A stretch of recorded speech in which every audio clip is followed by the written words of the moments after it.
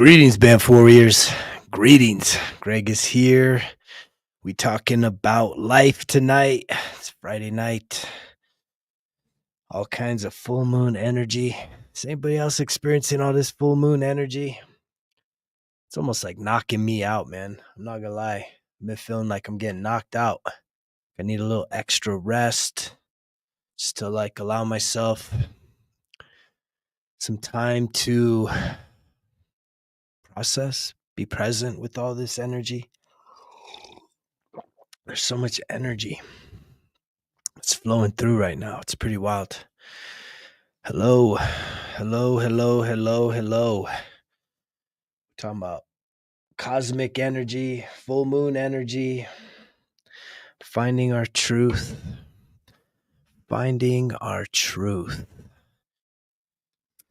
Does anybody have a problem speaking their truth in given situations? It could be tough, right? It could be absolutely tough. Especially in this modern days, right? In the modern time, it's like speaking our truth. We've created this whole thing like the cancel culture. And so I think a lot of people are feeling suppressed, right? And we're suppressed because I think inherently all of us are seeking acceptance. We feel like we want to belong. I mean, it's enmeshed in who we are as human beings. We want connection. We want to feel like we're a part of something. And yet that desire to be accepted can oftentimes it can come in a way that has us holding back. It has us not quite speaking our truth, not feeling safe. I do some recruitment work for higher education, and I talk to high school aged kids a lot. And when I ask those kids, hey, what do you want to do when you grow up? What are you going to do after high school? Do you know what 90% of the kids say? Anybody got a guess? What 90% of high school aged kids say when asked the question, what are you going to do when you grow up? IDK.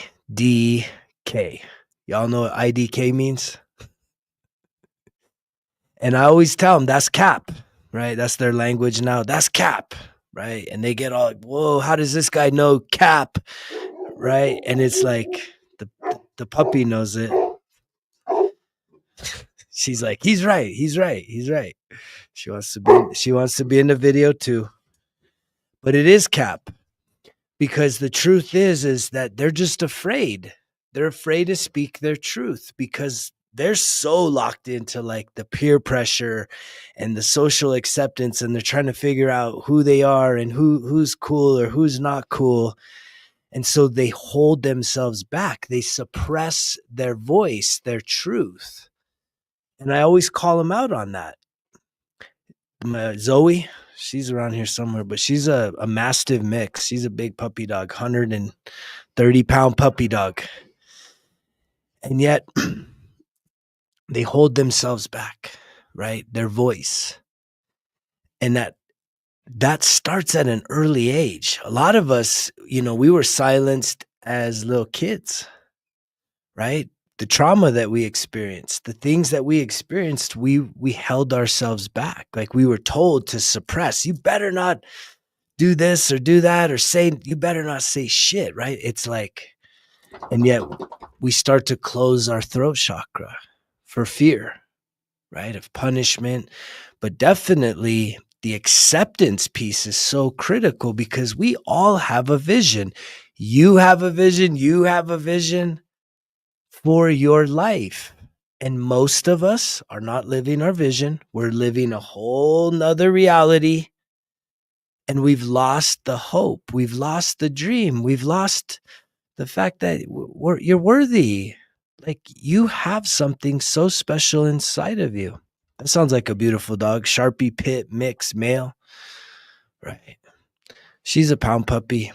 She's my guardian, right? Dogs, a dog is spelled backwards, right? God. And so she's definitely my guardian. When she heard that voice, she's just like, She didn't recognize me for some reason. She forgot what I sounded like, so she's trying to protect me, which I'm grateful for. I'm grateful for her spirit. If you got pets, you're blessed. Appreciate your animals. Sharpei Pit. That sounds like an interesting looking puppy. I'm gonna have to look that one up. That sounds like an interesting puppy. And yet,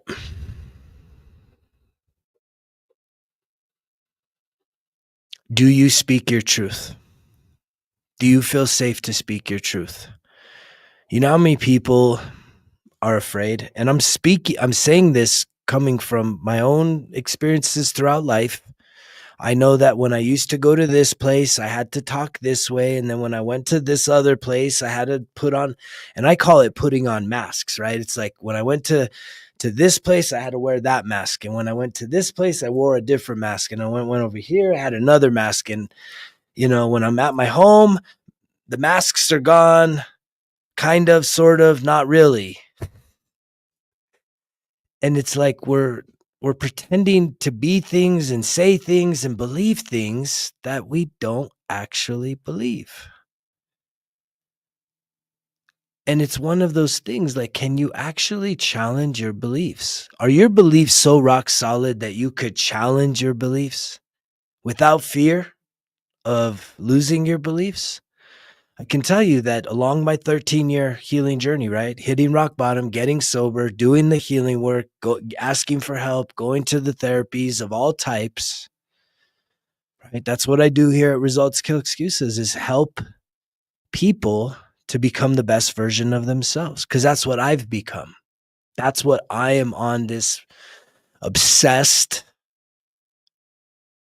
journey, is to continuously become a little bit better, 1% every single day. 1% better every single day. Results kill excuses.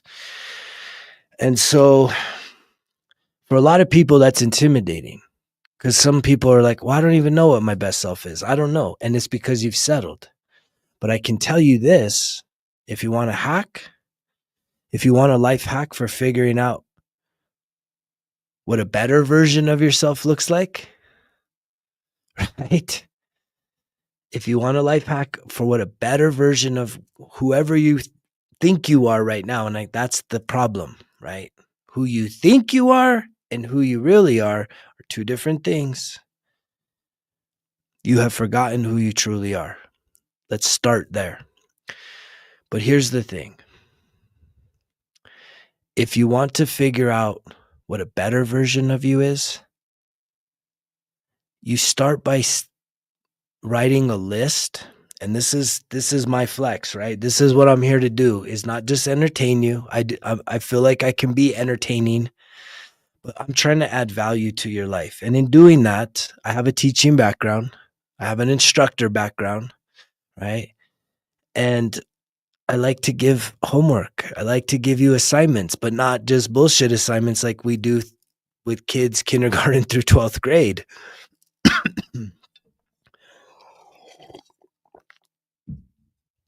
The work that I'm asking you to do, the homework I'm asking you to do, is work that will absolutely give you a return on your investment. It will absolutely help you to improve your life,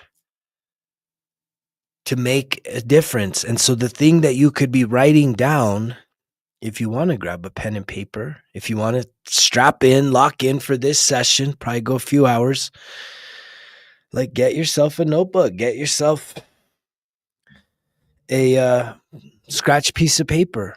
And if you're looking to do some self-discovery work to figure out what are some things that you absolutely have control over in your life that you could absolutely start to do right here, right now, tonight, tomorrow, this weekend, this month, get a pen and paper. I'm giving out an assignment for how you can start to discover what's the best version of yourself. When you hear people talking about I want to become the best version of myself. I mean, I talk about it all the time. I'm here to help you become the best version of yourself. Most people are like, what does he mean? Where does that start? Heck yeah, good luck with that. Spartan races, man. That's awesome. I'm rooting for you. I hope you crush it. I hope you crush it, man. I've always wanted to do the trifecta. There's one that came up recently that I'm like, I should probably get out there and do it. So if you get the notebook and the pen, you get a pen and a notebook, here's your assignment. Yay, who's that look? Here's your assignment. All you beautiful people on a Friday night, all you sexy people, is you write down a list of who you don't want to be anymore. And it's especially important with this full moon. The full moon is a great time for you to start releasing things that you no longer want to have be a part of your life. It's really a process of subtraction. When I hit my rock bottom 13 years ago, the first thing that I did, hello, NorCal, welcome to the house. Welcome to the Hidden Light Studios here in northern New Mexico. No one's perfect. It's not about being perfect. It's about being excellent. It's about this. It's about 1% better every single day. 1% better. 1% better. It's not about perfect. Do you know that having a mindset, if you're somebody that has the perfectionism thing, do you realize that that's actually a coping mechanism? It's self-sabotaging behavior. You're using that as a reason to not get started. But if you're willing to just do this assignment, write down all the things that you want to release, all the habits, bad habits, the time wasting, distractions, addictions, negative thinking, unhealthy eating, right? What do most of us care about?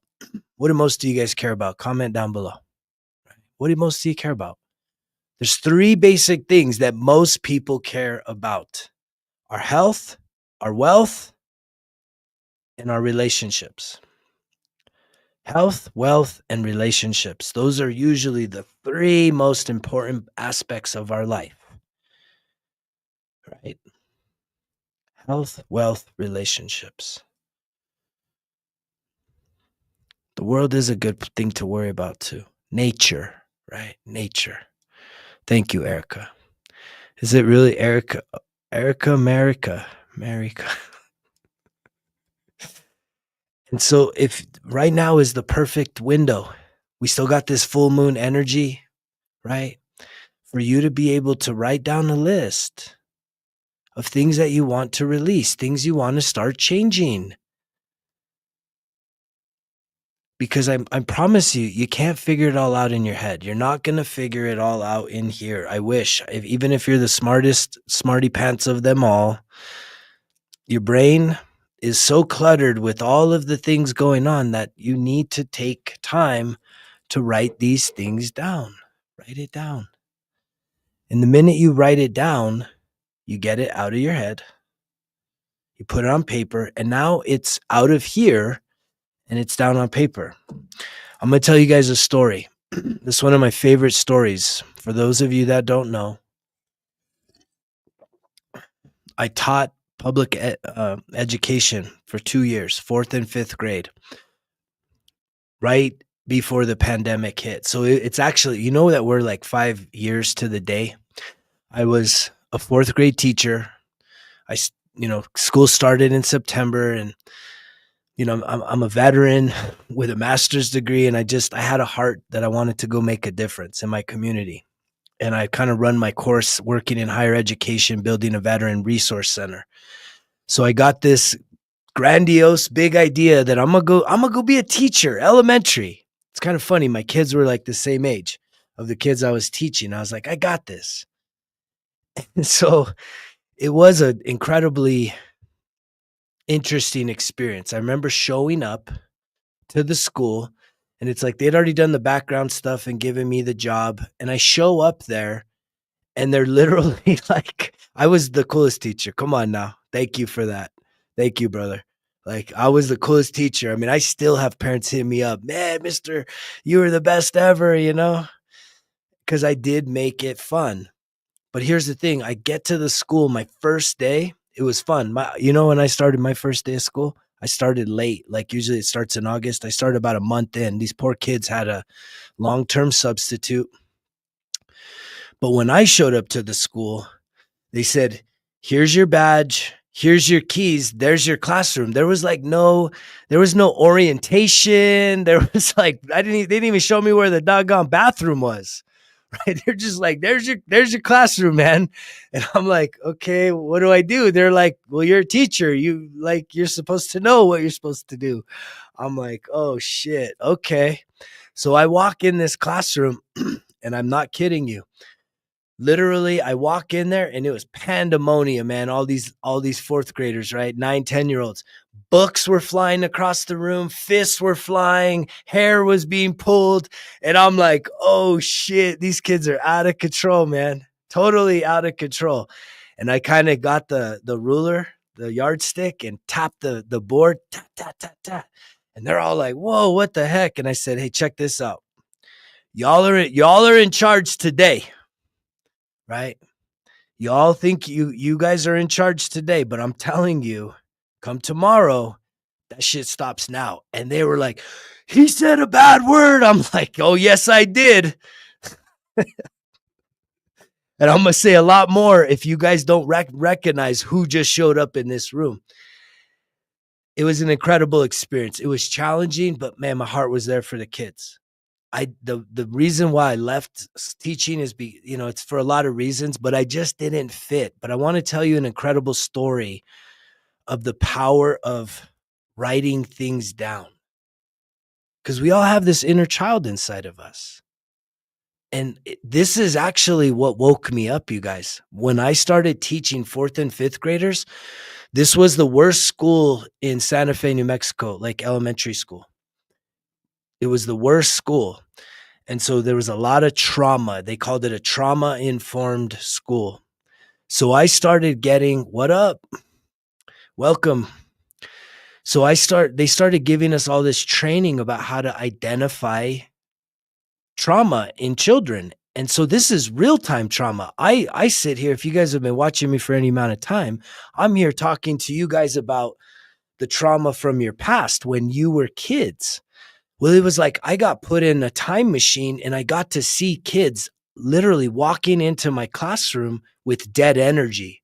You could tell these kids were being neglected, being abused in all kinds of ways. It was sad. You could see it, that they were unsafe in their own little bodies. And so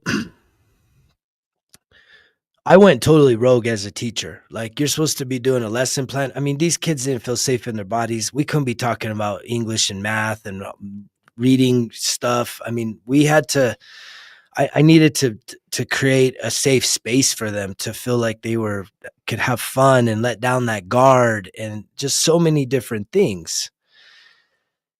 And yet I want to tell you guys about this story about this one girl, because as I preach about the journaling, it's one of the most powerful things I've done on my healing journey. And if you haven't checked it out yet, the Results Kill Excuses 1% Better Everyday Journal, it's right here. You could click on the link down below, check it out in the shop. It's there. It's an incredible resource. And knowing that I was a teacher, it probably makes a lot more sense. Where did I get these worksheets from? Because if I'm honest with you guys, and I am here to be honest with you, I know that there's a lot of adults gathered around listening to me,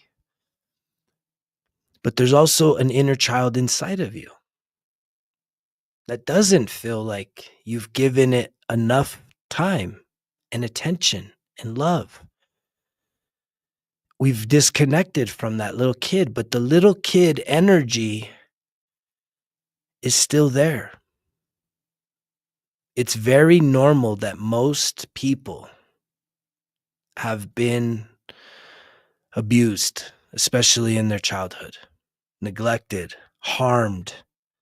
And those experiences in your childhood are still with you today.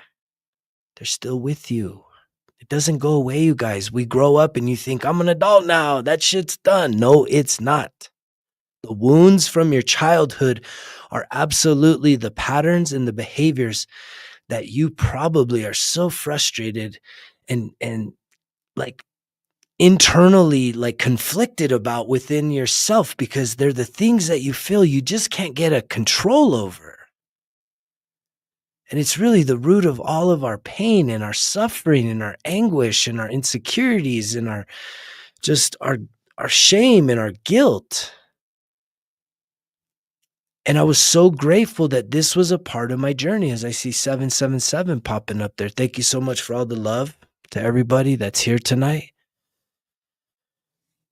But when I tell you that right now, full moon, eclipse, or whenever you watch this, it's never a bad time for you to sit there and think about the things that you want to change in your life, or even just the things you want to release. When I hit my rock bottom, I knew, man. I mean, I'd had 1 DWI, 2 DWIs, a domestic violence arrest. Like, I was a mess. I was a mess. And I take full responsibility for my shortcomings, for my things. However, I know that because of my choice of self-medicating my pain, my emotional trauma, alcohol, it magnified all of these really character flaws that I had inside of me. And so when I hit that rock bottom, I said, nope, it's done, man. We're done. We're done. Have you ever been in a relationship where you're like, I'm done. No more. You can't come back. No more. We got to close this up, seal it. Goodbye. I wish you well, but we're done. Anybody experience that? That's what I had. That's how I frame relationships with any addictions that you're dealing with. Any addiction, if you want to overcome it, Erica's absolutely right here. It's a relationship. And it's a toxic relationship because you know it's not doing you any favors other than the fact it gives you temporary relief, but it never fixes the underlying problems, the issues, the emotional wounds, the spiritual wounds, the mental wounds that you're carrying around. And it's the most interesting thing that as I healed my mind, when I say healing my mind, the number one way that you can start healing your mind is by getting sober. Right? You stop putting chemicals in your body. Your mind is going to heal. Your body is going to start to heal.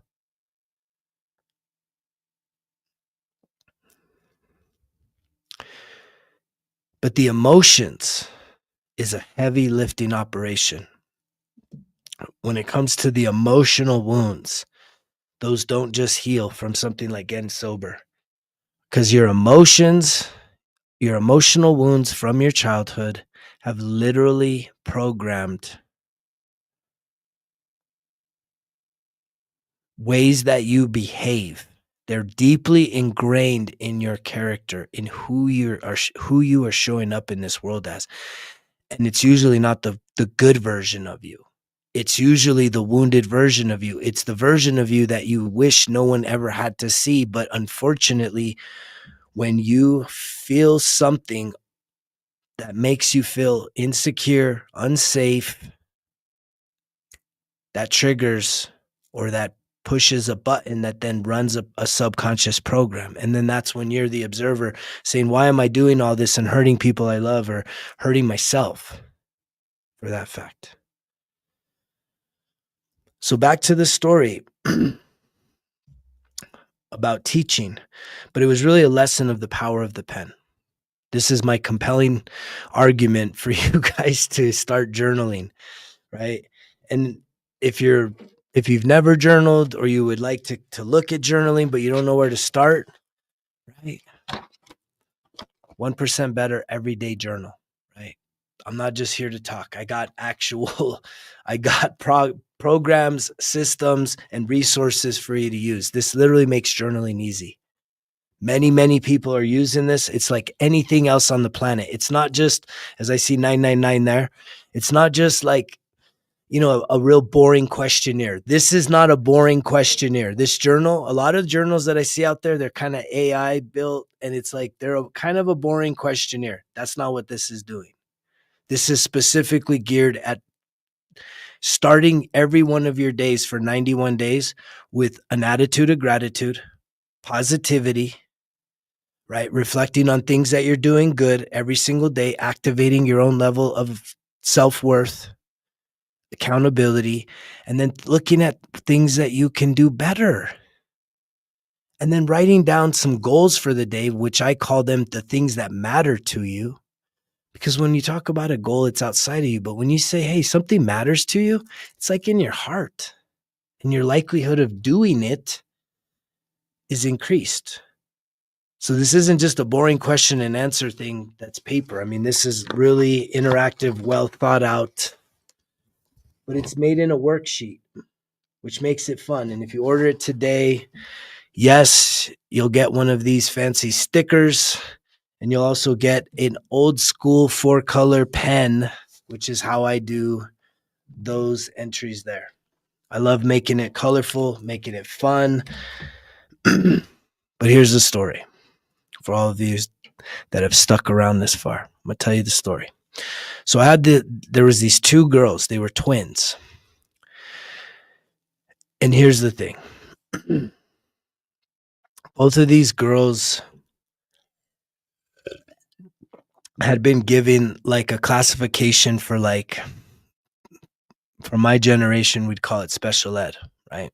They had learning disabilities. And so their confidence was way down, because it was the weirdest thing, right? I would be teaching, and then every day, like just random times throughout the day, someone would pull these kids out of the class, which they needed to be a part of, and take them to some other room, and who knows whatever the heck they did over there, but they had missed the assignments. And their confidence was super low. Both of these girls had a stigma. They felt very low self-confidence.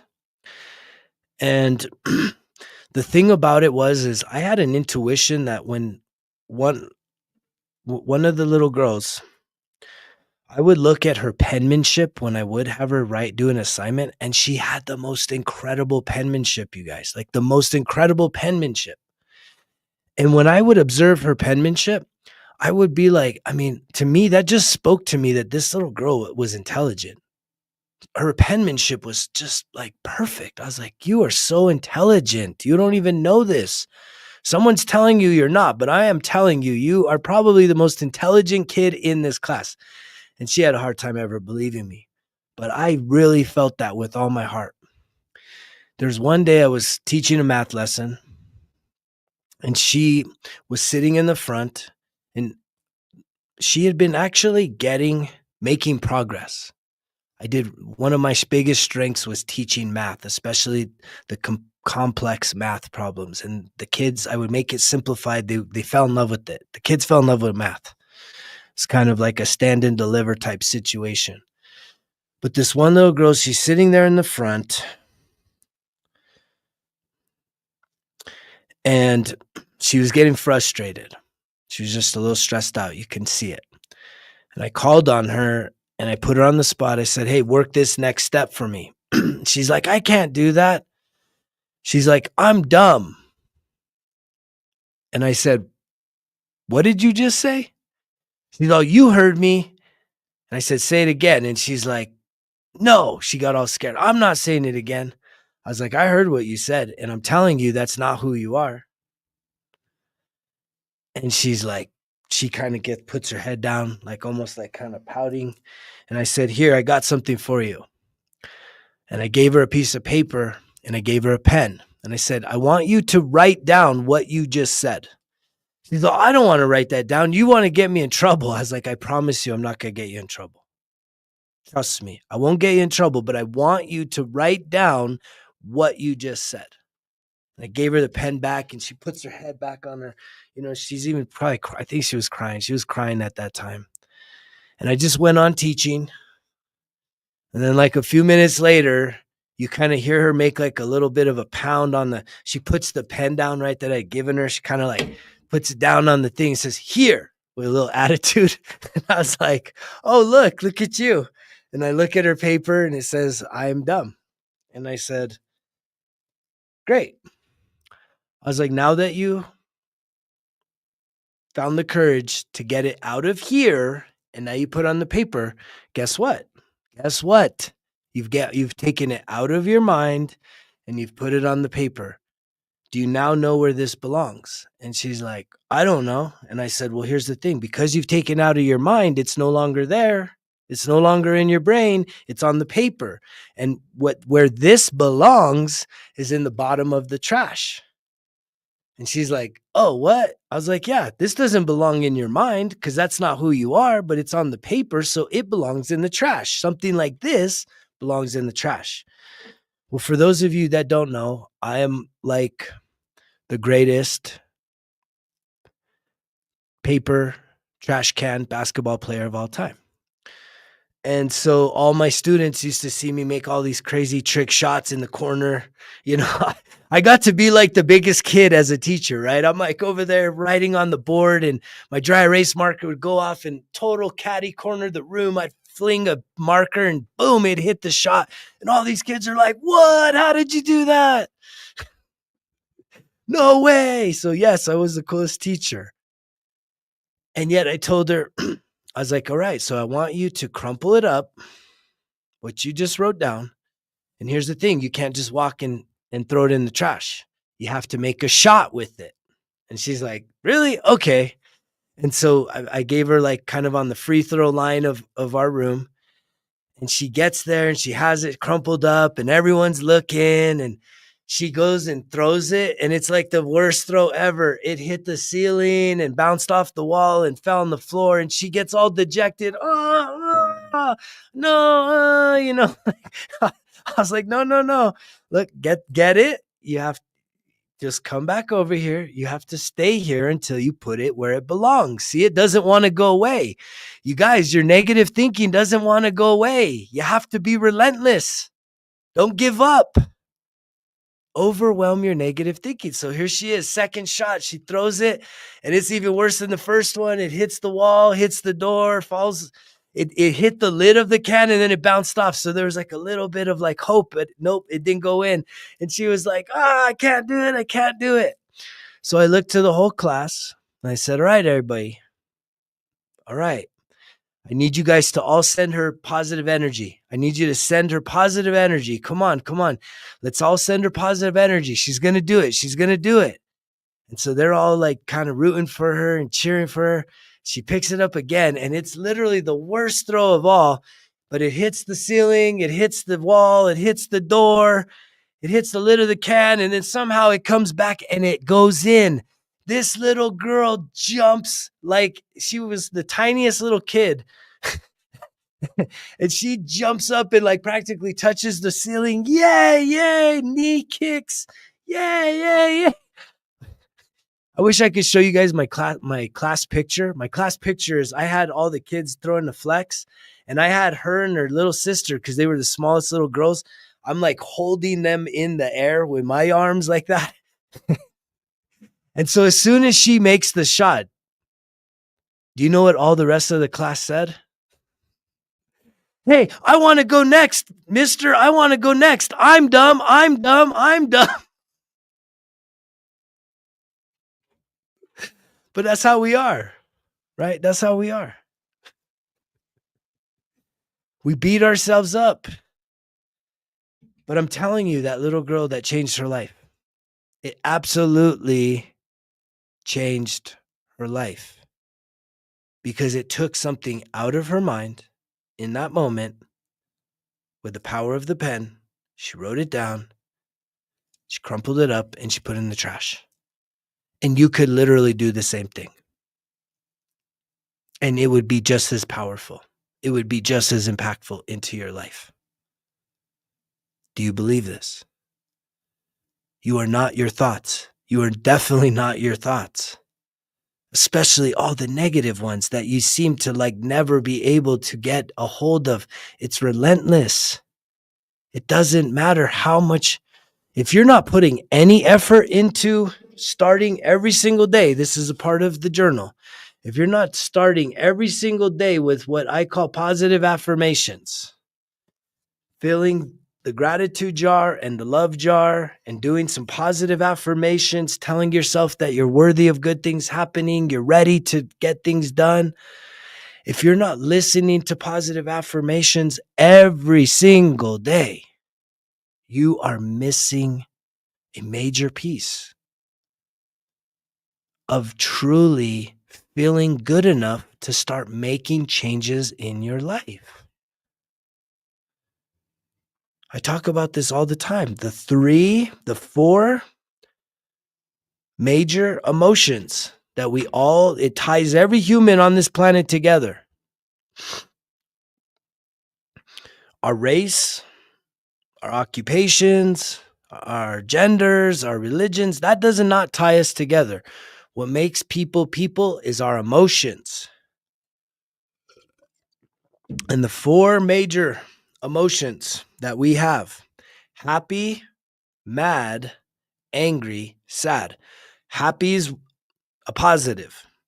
Angry, mad, and sad. Those are three negatives to one positive. Three negatives, one positive.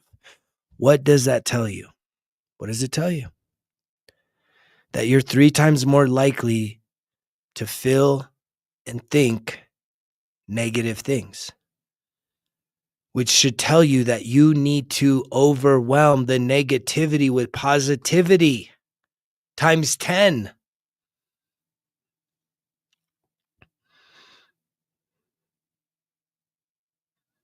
And most of you take that for granted. Most of you want to just put on some tunes that make you feel good. But even if you really dissect what is the tunes are about and what the songs are about, they're usually not happy songs. Right. They're usually not talking about high vibrational things. And that's why it's so important to just listen to morning positive affirmations every single day. Every single day, you guys. I'm not lying. I listen to sleep positive affirmations every single night. That is how relentless I've been to want to ensure that I am doing everything possible to make sure that my mind is overflowing with positivity so that when the doubt, when the fear, when the negativity pops up, I can check that real quick and not give into it, not surrender to it, not give up to it, to say, okay, negativity, okay, doubt, okay, fear, take over my life, keep me held back. Let's do more self-abandonment. Let's do more self-sabotage. Let's go back to self-medicating because we don't know how to process our emotions and our feelings.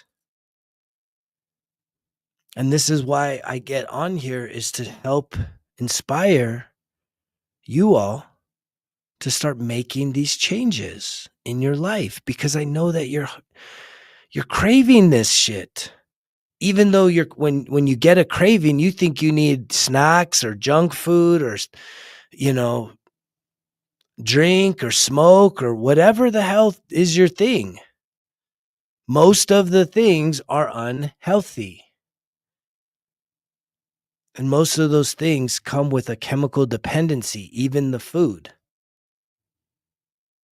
that gives you temporary relief from your discomfort, but it doesn't fix any of the problems. And that's why so many people, year after year, you're looking back and you're like, all I'm doing is getting older and more unhealthy, and I don't know how to stop this from happening. And I'm here to tell you, you absolutely have the power to stop and to switch directions, because the broken record It's actually not going round and round. It's going down and down and down and down. And what you want to be doing is going up and up and up and up. It's all spirals. Because the truth be told, which is a hard truth to hear, you are either getting better or you're getting worse. There's no in between. And if you were getting better, you would be celebrating. You would be like taking care of mental health, emotional health, spiritual health, physical health. And it does take all four of those to truly feel your best. There's a lot of people, we just want the physical, right? We just want to feel better about our bodies. But I know a lot of people that are incredibly fit, incredible fitness, and they are broken on the inside. They hate themselves. But they've channeled all that anger and all that hatred and all that low self-worth into finding a gym and using that as a coping mechanism, thinking that if I can just get more ripped, more lean, right, more muscular, that somehow I'm going to feel better about myself. And at the end of the day, if you don't do anything with the mind and anything with the heart, the soul, the body, the emotions, guess what?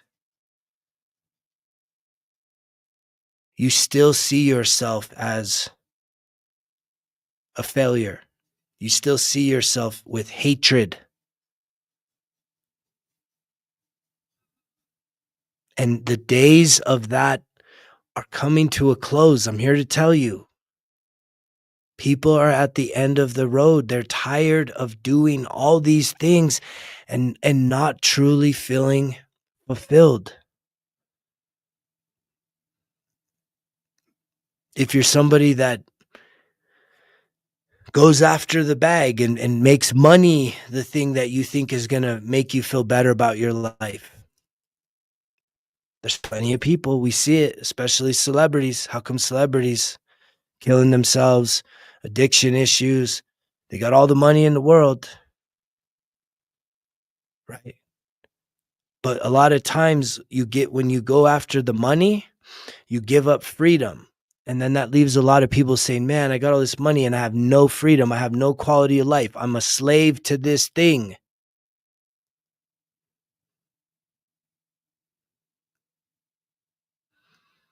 And then there's, again, health, wealth, relationships.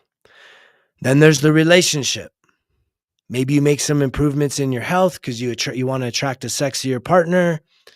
Maybe you go make some more money because you want to be able to provide more for your partner. And then so you fall in love with somebody, but you've never done the emotional healing so that when you're with the partner, you're actually you need them to validate yourself, your own insecurities, and thus you are emotionally unsafe behind the closed doors because of fear of abandonment, fear of rejection, feeling like you're never good enough, doing things that are unattractive like self-abandonment, putting someone on a pedestal, not really having anything else of substance about who you are. And then that person decides to tell you they love you one day, they'll love you for the rest of your life, and then the next day they never talk to you again. Who's the person that shows up after that? That's a broken person because you thought you thought what you were missing was love. Here's the thing I've learned, and I've learned this more recently because I've had my heart broken many times. We all have. One of the things that I've healed inside of me most recently, and it's really by redefining, we've all said it, right? I'm looking to fall in love. I want someone to fall in love with, right? There's nothing better than being in love. But here's the thing. What you truly want is connection. You need to be what you would call love. What do I mean by that? That the love you give yourself is the love you give others. And so your love isn't like hiding in a tree or in a bar downtown or up in the mountains or on a vacation or at the grocery store. That's not where your love is. Your love should be within you. The true unconditional love that you desire should be inside of you. And where we've all been programmed to externalize everything from the earliest age, that disconnects us from ourselves. And what I teach here is for us to reconnect. I talked about the inner child. It's to reconnect with your inner child. And in reconnecting, it's really cultivating a healthy, secure relationship with that child that is carrying around most of your wounds, most of your pain, most of your suffering. That little kid inside of you, little boy, little girl, they're the ones carrying around the pain. They're the ones that have been pushed into a dark corner and told, we ain't got time for kid shit no more. It's time to grow up. And they literally get left behind, but yet they're right there, right now. And so I think even if you stick around here tonight, we will do a inner child visualization exercise.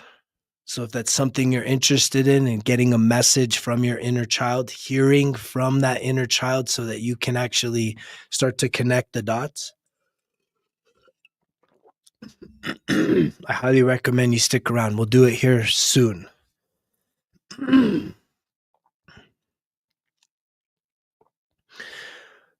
What you experience with another person is connection. It's not love, it's connection. You should be love. Every one of us is actually an expression of love. There's an incredible book.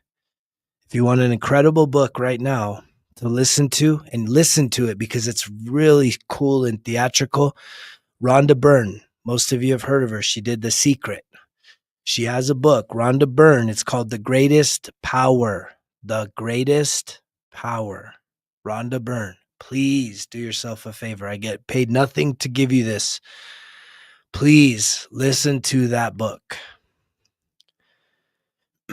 It'll shift your whole perspective in terms of love, in terms of even judgment. So many of us are so full of ourselves. We're so full of judgment towards others, people that we know nothing about. Did you know that there's studies? There are actually studies that show that if you sit there and you start judging somebody's like health, right? Like let's just say a fat person, like somebody that's really fat and unhealthy. If you're sitting there and you start judging them with like disgust and judgment, this person, they're so gross. That there are studies that show that the minute you start sending that energy of judgment towards somebody about how they're showing up, that literally your metabolism starts to slow down. Do you believe this? Your metabolism slows down. So you think about it. When you start judging people about money, guess what? You start to get more broke. When you judge people about any subject because you think you're right and they're wrong, it's always a mirror. It comes back to you. And that is why it is so important to transcend the judgment that no person on this planet benefits anything by judging another person, whether you think you're right or wrong, whether the only reason why you would judge somebody is because of your insecurity and your ego telling you that you're a victim and that you're helpless and that person, even if it's systematically doing something, you want to be a victim because you need to validate your helplessness. And it's like, you ain't helpless. If you were to just focus on the mirror, look in the mirror, look within, spend some time in a journal, learning about yourself, discovering what you truly want to release, what you want to become, and then start actually investing time, energy, focus, and shutting off all the noise. Shutting off the news, shutting off the sports, shutting off the music, shutting off the entertainment to set yourself free.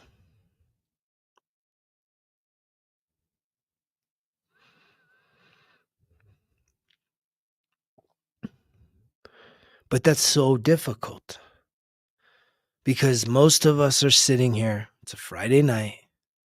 I'm grateful to have attracted you into this space, right?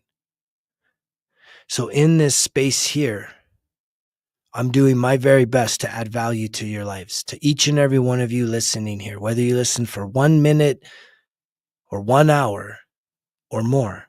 I want to add value to your life. Yeah, I didn't know all that about the Neanderthals, and to me, none of that even matters, though. Right? It doesn't. What does that matter? It doesn't matter. We're not our bodies. Your body is your false self. When you transcend the body, the government issued ID, the ancestral chart, the birth certificate, when you transcend all that, you're a soul. And your soul doesn't give two shits about race, gender, color, creed, none of it, man. It doesn't matter if you're 9 minutes old or 99 years old. There is no hierarchy as souls. We are one. That is where humanity is going. That is where I am pointing us to transcend the pain and suffering and the division and the anger and the pride and the ego of separation, when it's like, no, we're actually one. We're one. The soul is all equal. It's eternal. Ain't nobody gonna be sent into the fire. If you screw this life up, come back and do it again. If you screw up that life, come and do it again. You've probably done this thousands of times. You've been playing this game for a long time. Trying to figure it out, trying to figure out how to transcend the human body, which is so disposable, you guys. These bodies are so disposable. And yet we think it's everything because we want to hold on to all the victimization, all the pain. The pain is real. You feel it. But in my healing journey, which is a spiritual awakening, I have transcended the pain. I can send love. I can send joy. I can give benevolence. I can be generous to anybody that's ever betrayed me, harmed me, hurt me, fucking anything bad to me. I hold no anger, hatred. And I give zero stock into political entertainment. No judgments. You guys, free from judgment. Everything is happening for you, not to you. Transcend your pain. Transcend the victimization mindset. Thank you, Crystal. You are beautiful too. The thing about it is anything you see in me, it's in you. That's why you're here. There's not an accident. But this is the new phase of what's happening on social media right now.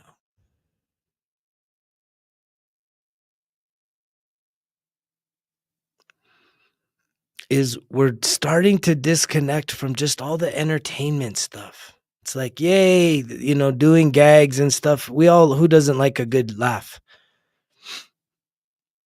But your most important resource is your time. And don't you want a return on your time? A return on what you invest your time with?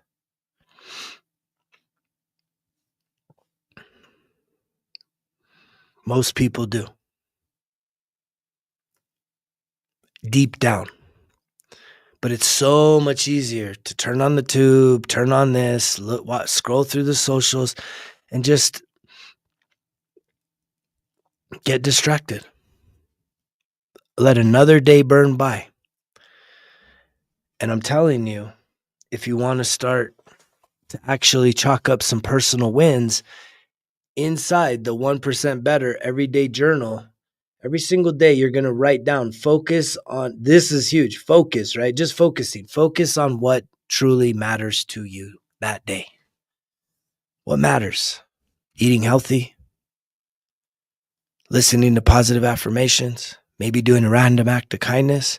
And then you go back the next day and you look, okay, cool, I did it.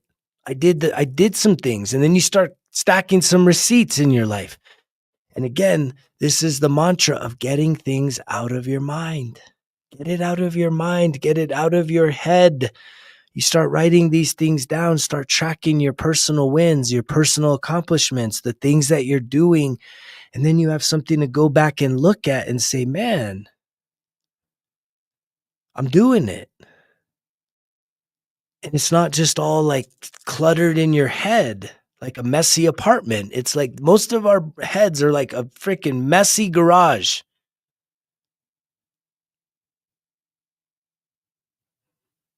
And if you want to clear spring cleaning, the year of the snake, full moon energy of things to release, it's now. And it starts by writing this shit down. And if you're somebody that's like, I don't know where to start, and just having blank pieces of paper, you don't really know what to write. If you want an easy way for you to journal, it's Journaling Made Easy. It's right here. Click on it. There's nothing else like this on the planet. The 1% Better Everyday Journal. This is a 91-day program every single day that will ultimately help you to start reprogramming your negative thinking into being more positively aligned, start to heal some of your emotional wounds, start to sort through life's challenges. And it's right there in the App Store. It's right there in the shop. Click the link below. I would love to send you one. I didn't just AI this bunch of boring questions. It's not like filling out a questionnaire. This is not doing a questionnaire. This is literally a way for you to magnify the mirror that you want to look in, to discover yourself and to bring out the gold that is within you, to find and cultivate that inner peace, to go from being somebody that's self-sabotaging into becoming somebody that has self-mastery. And there's 4 volumes to the set. This will keep you going for the whole entire year. Thank you, Crystal. I appreciate that.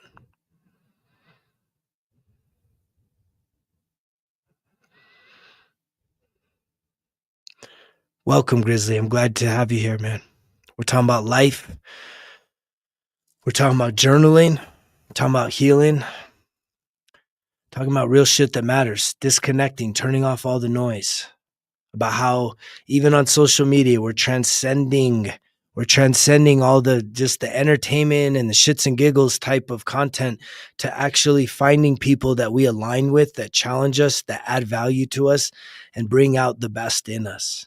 Challenge us to be the best. Don't tear each other down. We're here to build each other up. I'm here to clap for you. I'm here to walk whatever road you're on. I'm willing to walk some of that with you and encourage you, because I know what it was to hit rock bottom. And it was a dark place. And I've been through the ego deaths. I've been through the dark nights of the soul. I can tell you, even right now, 13 years in this process, I'm coming out of an elevated dark night of the soul. What does that even mean? Anybody been through a dark night of the soul? I mean, this is the shit where you're like, man, do I got to hit Control Alt Delete on myself or what? It gets really lonely inside. And when you're there, right, you gotta dig deep, man. You gotta make some real hard decisions on what you absolutely can change about your life.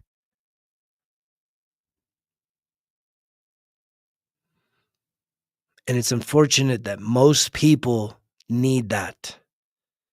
You need that rock hard bottom type experience, the bottom getting pulled out from under you, for you to finally hit so hard that you're like, oh, what do I need? I need a change. The problem that I've experienced in helping hundreds of people throughout the years is that most people will be locked in until they start to feel that there's some progress being made. And then guess what? They ease up. And I'm somebody that preaches right here, stay locked in for life. This journey, 1% better every single day, no days off. And that challenges the workers, the working classes, right? Because you're like, man, I need my weekend. I need my time off. I'm not talking about when you are working on yourself and improving yourself, guess what you get in return? The benefits of that. You get guaranteed improvements in life that make you feel more self-confident, more worthy, more free, more youthful, more energized, more confident, that you don't get from trying to find easy, quick fixes. Yeah, thank you for that, bro. I appreciate the compliments. What to request a song? You want me to sing a song? How am I supposed to be playing the song? You can request.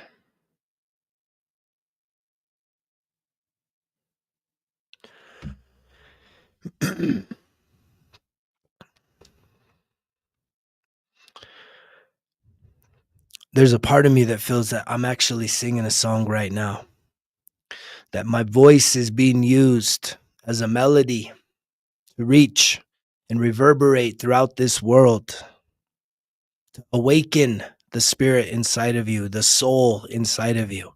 That's why you're here. There's no accidents. I'm planting seeds. I'm putting out a frequency, which is music. And those of you that have been attracted in here, it's not by accident. There's no accidents. You're here for a reason.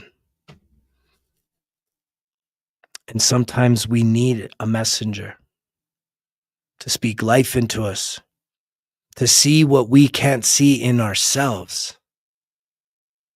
That was the gift I had. If you've been here long enough, to when I looked in that little girl, I was like, man, you're the smartest kid in here. You're just telling yourself a story that's not true.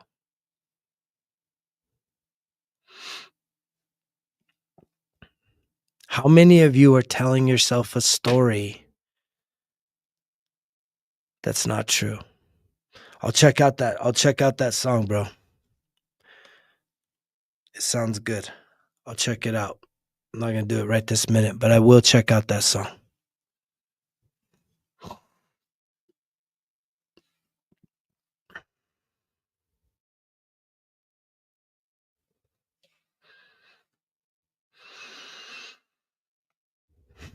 Yeah, lots of comments. Thank you, Crystal.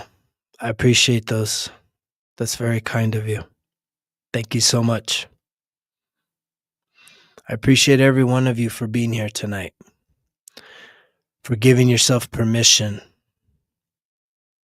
to hear this message, which it's not mine alone. There's many people right now. Many people like me are being activated, and we're being activated to do what? Activate you, so that you can be activated and you're going to activate others. We are shifting this world. It may look like it's a dark night, but after every dark night, guess what? The sun rises, and you know that results kill excuses, right? Results absolutely kill excuses, because guess what? Excuses kill results. And I was the biggest one of those guys. I had an excuse for every freaking thing. I used to try and be outsmarted. It's a reason, man. It's a valid reason why I'm not doing that. It's like, come on now. It was fear. It was fear. It was What hurt me the most, man, in my life that held me back? It was a lot of fear, a lot of pain. Yeah. I mean, I'm somebody that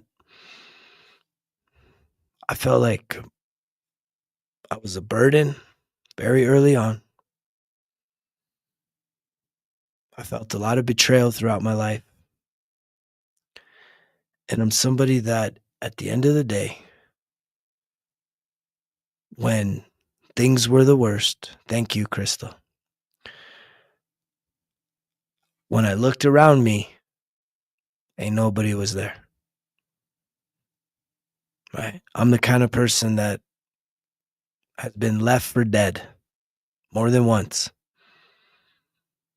And yet here I am. And people that did that to me, I send them love, I send them joy, I send them peace. Can you do that? Can you do that to the people that have hurt you the most, that have abandoned you, that have harmed you? That's what it takes for breaking through. Because the more anger, the more hatred, the more unforgiveness that you are holding on energetically, this is like literally where the flesh and the spirit meet. Energetically, when you have these pains inside of your energy centers here throughout your body, your chakras, right? You're creating blockage. And it takes a tremendous amount of courage to be able to, another writing exercise, write down all the people that have ever hurt you. Write all those names down, and then write down all the experiences, every experience that you've ever had, good or bad, right? The significant experiences of your life. These are like really backbone step one exercises.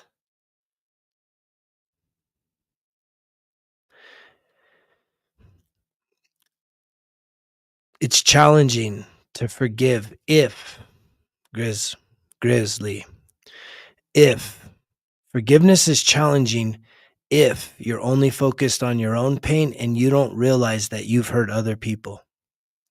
Forgiveness becomes really smooth when you realize that people have hurt you, you've hurt people, those people hurt others, the people that hurt you were hurt by other people. I always talk about this. The greatest math problem is one guilty person plus another guilty person equals two people that need to be forgiven. Because if there's some way that you can look around and see that somebody that is totally innocent and didn't hurt someone else, and it doesn't matter how bad, this one was so much worse than that, that's the ego, that's pride. It's not about that. It's just realizing that this is a connective piece that from my spiritual understanding of this, from my beliefs, I truly do believe that the people that have hurt you the most, this is all soul tribe. Y'all shook hands, y'all high-fived, y'all hugged and said, hey, let's go into this earth again as these characters. I'm going to play this character. You're going to play that character. I'm going to hurt you really bad because that is what you need to transcend to the higher self. And usually what you'll see is if you start to look throughout your life, you'll see patterns. And you know these patterns are there. A lot of us just highlight, I just keep attracting narcissists or something. But it's beyond that. You can see patterns, that there's something in you that needs to be fixed, that needs to be healed, that needs to be released so you can set yourself free. It's not about the narcissist. They keep coming in because you haven't learned the lesson. And the lesson isn't stay away from narcissists. There's a lesson inside of you that you need to learn that will transcend you to a place where you don't even have to worry about avoiding the narcissist. They fall away. It was the same thing I experienced when I finally was ready to give up alcohol, give up THC. I've been living a sober life for 13 years now. I had a relapse for 18 months, but really you could say out of the past 17 years, 16 of those have been sober. And I've never had a regret from that. And in doing that, that's what cleared my mind. That's what gave me clarity in my mind to really start wrapping my head around these things, these concepts of forgiveness, these spiritual practices that we need to be able to face. That like you're not being hurt. It's painful, right? Someone hurts you and then you think it's like you really carry it around for the rest of your life. But forgiveness isn't about them crawling back to you and saying, I'm so sorry, I didn't mean to do that. You don't need that. It's a one-way thing. Forgiveness is you're the one holding on to the pain, right? And their job is done. You need to learn how to release that. And that doesn't mean you go be best friends with the people that have caused you pain. Their job is done. You keep them, they go on with their life, but you need to be able to go on with yours. And it starts by releasing all of this pain inside of you. This is what emotional healing's about. It's about processing the feeling. And the way you process it is by really, you have to go and feel it. And that's the challenging thing. I wish I could say that healing was somehow easier than the actual thing that happened. And that's why most people, as I see 111, are afraid to really go through this process. However, that's why I'm here, is to offer you the support and the strength and the confidence and the hand holding if necessary. But it takes your willingness to say, I'm ready for this. I want this. I want to be free. And to know that you're worthy of it. You can absolutely be the best version of you. You are worthy of the visions you have, the dreams that you have. And there's incredible things inside of you that you haven't even scratched the surface of. There is creative gifts and talents in you that, just like them high school kids I talked about earlier, when I say, what do you want to do when you grow up? I don't know. When I ask you, well, what would you do if money wasn't an issue? If raising kids wasn't like, you didn't have to be stressed about that, but you had the freedom to do anything you wanted to do, what would you do? What would you do? What's in your heart? What's in your mind? What is your vision? Just because you have lost the confidence and settled for something, that doesn't mean it's dead. You've just given up on it. And you're choosing that. And just like you can choose to think negative, you can start to choose to think positive, but it takes reprogramming all the negativity and shifting to positivity. Do you think in that process that you can take days off? Do you think that you can just skip out and say, I don't really need to do this? It's like, yes, you do. Every day. Every single day, if you want to start shifting from being negative, doubtful, fearful, worried, filled with grief, filled with sadness, filled with being alone and apathetic, if you want to shift from all that to being filled with courage and confidence and love and joy and peace,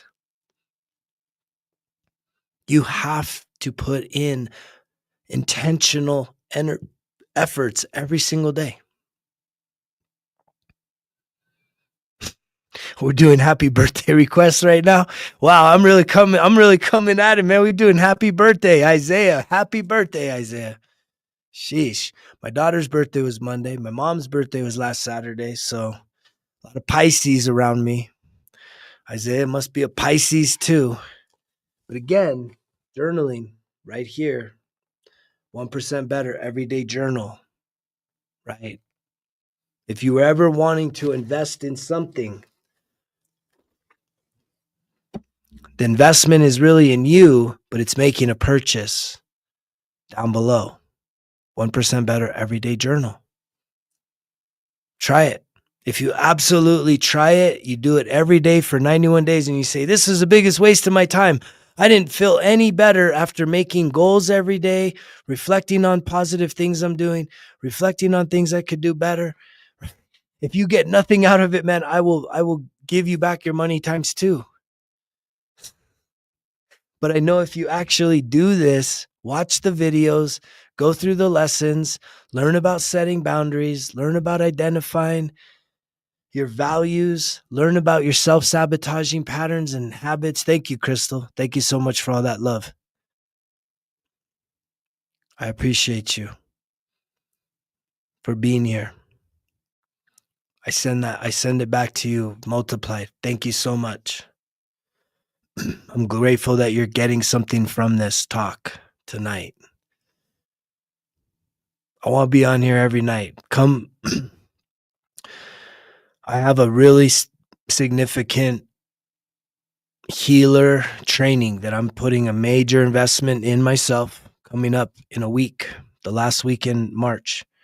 It's going to be a 1 week long days, just really working on taking my journey as a healer to the next level. And guess what? All of you are going to absolutely benefit from what I go through, how I transform, how I show up as a healer. Many of you that have been with me for a few years, you're like, man, this don't sound like the same guy. He's shifting. And I'm going to shift even more here. This is a major portal right now.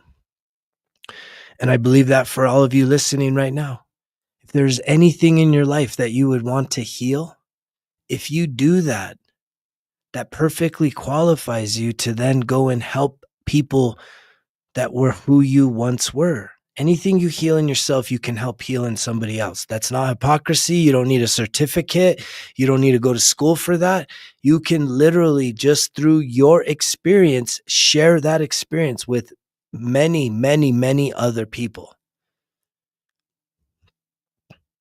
But it takes having self-confidence, some belief in yourself that you're worthy to help other people, that you have a value and a gift inside of you.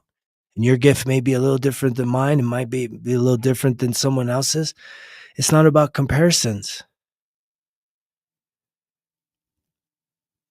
Someone helped me recently to kind of shift the competitive mindset to say, how can we complement each other? How can what I do complement what you're doing? How can what you're doing complement what I'm doing? Like, we need to be more collaborative and complementary towards each other. This is the shift. Versus, thinking that we got to tear someone else down so that we feel better. Man, that system's dying really quick. It's dying really quick. So I'm feeling inspired to do a visualization exercise. This is something that I really get a lot of enjoyment doing, is guiding people through visualization, right? And so that means that's significant to hear, Crystal. I'm grateful. You're welcome to reach out to me if anybody's interested in doing some one-on-one coaching. Right, I do 3-month and 6-month programs. If you're interested in learning more about that, reach out to me. Send me a message. You can send me an email, Greg, Greg, at resultskillexcuses.com. I've got limited space right now to add a few more people to the roster of those that I'm helping. And the people I'm helping are absolutely hitting some breakthroughs that they never realized. And the beautiful thing is that my 13 years isn't you needing 13 years. We're condensing time right now. We're condensing the time that it takes for you to actually break through to the other side, to truly start to get from self-sabotage to levels of self-awareness and self-mastery. And when I say self-mastery, I'm talking about trusting yourself, believing in yourself, knowing yourself, your true and authentic self, not needing the masks anymore. I can guarantee you 1000%, if a camera was to be following me around everywhere I go, guess what? Same dude showing up everywhere I go. But a lot of you, no, I used to be that. Uh-oh, go in here. Let me put on this mask. Let me put on this outfit. Let me talk this language. Going over there. Let me put on a different version of me. Because of what? Acceptance. Fear of rejection. We want to feel like we belong. And yet you were born to be one of one. There's no one else like you. No one has your chromosomes, your genes, none of this shit. But yet we're so worried about fitting in when you're meant to stand out. So when are you going to find the confidence and the courage to truly believe in yourself, to see yourself, to love yourself, to take care of yourself, to become the best version of yourself, so that you can truly stand out and be a role model and not have any worries about what anybody says, what anybody thinks about you, but you just trust yourself, that you're operating from your heart space each and every day, no days off. That's a lot to ask, right? It's a lot to ask because, man, there's big games going on right now. I'm competing with big games and big this and big that. And yet here you guys are, tuned in, tapped in, hearing me. When you are hearing me, that means this is not listening. You're hearing. That means it's landing at a deeper level. At a spiritual level, if you are resonating with this message, it's like you are so primed to unleash the most incredible version of yourself to just the places that you never imagined possible. But that one of the things you need to be able to do is to let go. You need to let go of the old version of you in order for the new version of you to rise and to emerge, so that you can develop that version, master it, and then share it with the world. And there's nothing false about that. The falseness, the fake shit, is you wearing masks, is you not speaking your truth, is you not believing in yourself. But the truth is when you have no fear, man. I can't tell you how many years that I was out here talking, thinking I'm just spitting in the wind, man. Ain't nobody want to hear what the fuck I gotta say. Nobody want to be sober. Nobody wants to do the emotional heavy lifting. Nobody wants to invest in working on themselves, whether it's the journal, whether it's the self-discovery work on the app. Nobody wants to do that. That ain't cool. And it's still not. It's so much easier to just kick back, pound a couple brewskis, watch some other dudes or gals making millions, either pretending to be people or just performing at the highest level of athleticism. And what are you doing? You're just sitting there because to be doing schoolwork, learning about yourself, right? That's boring. That's not fun. That's boring. It's like, it's the best investment you could truly make with any of your time. With any of the time that you have at your disposal to be working on yourself, you are guaranteed 1,000. You're guaranteed whatever you want in return, because what you put in is what you get out. So if you want 1,000,000 times back, you'll get 1,000,000 times back. If you want 1% back, if you want a 1% return on your investment on working on yourself, healing your emotional wounds, reprogramming your limiting beliefs and your negativity, if you want 1,000,000 time return, which I kind of feel like I've got, right? There was a memory that popped up recently, and it was like, damn, look at that guy. Let me see if I could pull it up. There was a memory that popped up recently, and I was doing videos. I had ran for city council, and I had just lost the race. Yeah, it's not showing up. But it was just a whole nother version of me. I mean, shit, even this version of me was different. And yet, I have the receipts, right? Even just watching that video, that's a different dude. Look, 3 years ago today, 3 years ago today, 3 years ago today, right? That don't look like the same guy. 3 years ago today, right? Getting on there talking. I'm not new at this game. I've been sharing my story for a long time. But this version of me 3 years ago, right? You should be getting your package soon. It got shipped out yesterday, Jasmine. Yeah. You should have got a notice. Look up in your emails. You should have got a notice with a tracking number. I shipped it out yesterday. It was my first time doing a shipment with TikTok. It took a little longer, but I appreciate you. Thanks for checking in here. Yeah, I'm excited for you to get that package. But if you look at this dude, man, I can be honest with you. This guy was sober 3 years ago, right? He's 10 years sober. He's pretty happy, but he was mad. If you listen to that guy, I was dropping F-bombs every other word. I was mad because I had just had my heart broke. I just had my heart broke after that. And I got on to commemorate I started putting out a message to commemorate my 10 years of sobriety. And the thing I did is I went from January 1st to July 22nd. I did a live video every single day. And not that many people even checked it out. Some people did, but it was hard to listen because I was pretty fired up. If I'm honest, which I am, but just to kind of fill you into my story, is this version of me, he was just starting to tap into the emotional healing that I talk about. The emotional. That guy there. It's kind of hard to see him. That guy there. Right, 3 years ago. He was a pretty badass motherfucker, though. He still is.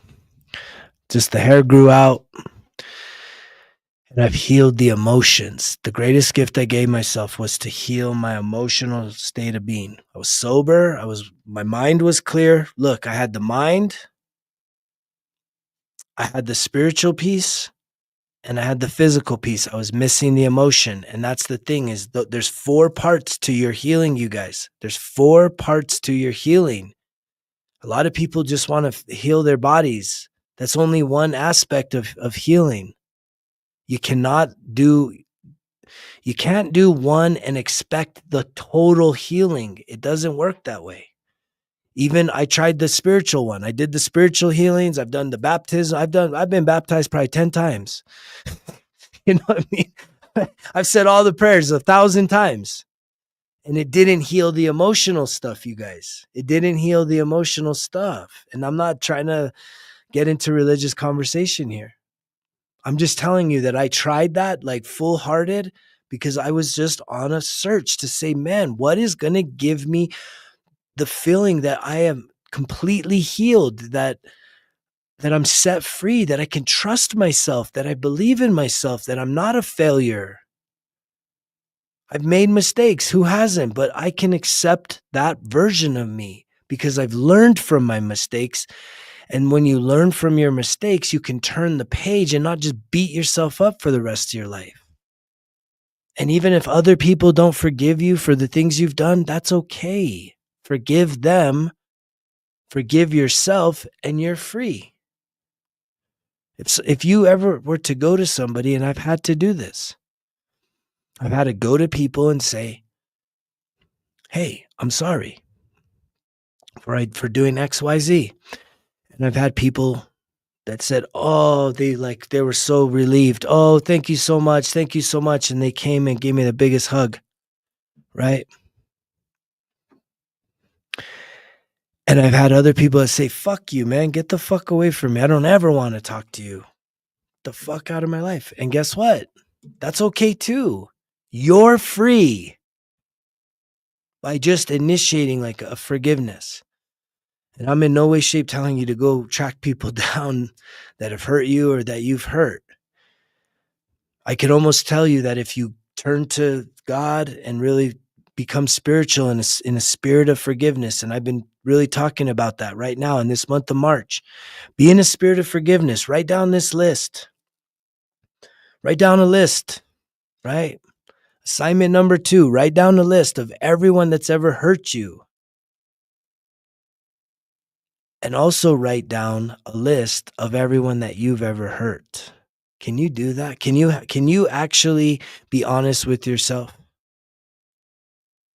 To see both sides of it, to see that yes, people have hurt you and you're more focused on that, but that because of that, you've hurt other people. You've hurt people as well. No one's innocent.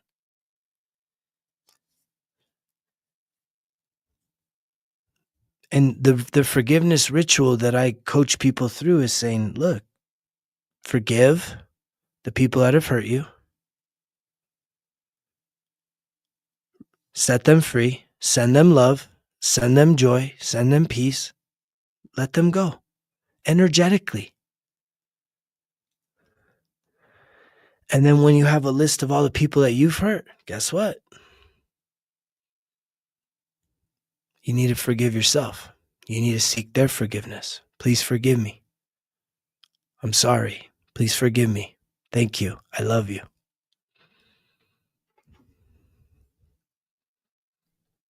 And hopefully you learn from those things.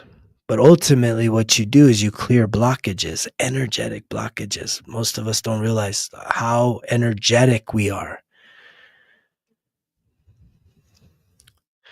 I mean, we can do the forgiveness rituals tonight. We did it the other night. It was pretty popular. People, you feel a lot better. You feel a lot better to do a forgiveness ritual, right? If you can have the strength and the courage and the spiritual maturity to truly forgive people, if just even one person, once you learn this, you can do it anytime. Anytime.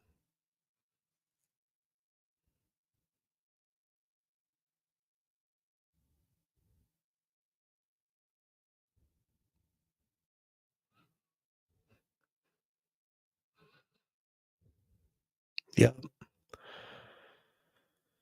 That's a powerful mantra. The Hono Ono Pono. I don't know. I probably don't. I always mess that one up. But yeah, the Hono Ono Pono is a powerful one for people that you've hurt. The one you do for when people that have hurt you, it's not quite that, but it's similar. It's similar. That's a tough one, right? It's a tough one. A lot of us feel so justified hating people, bitterness, anger, rage, to just say, you know what, man, that person hurt me. I've cut them off. I fucked that person. I never want to see them. And you're just filled with bitterness and anger and rage. And yet, what does it serve you? It literally closes you down from prosperity, opportunity, right? Because you've basically shut down your trust. You don't trust no more. You're guarded. This is the root of a lot of illnesses. Anybody ever been so stressed out going through like a breakup or something that you get sick after? It's like, man, we get ourselves sick with all the stress.